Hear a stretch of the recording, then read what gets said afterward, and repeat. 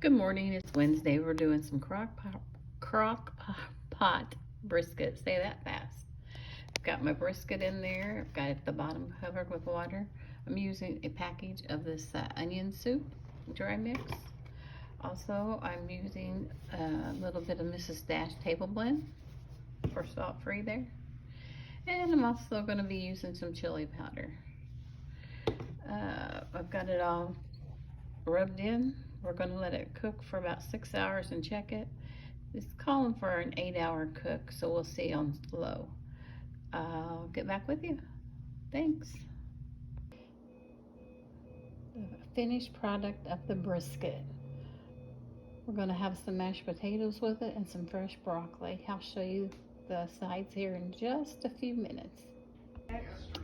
Corned beef brisket, broccoli and mashed taters. Yummy.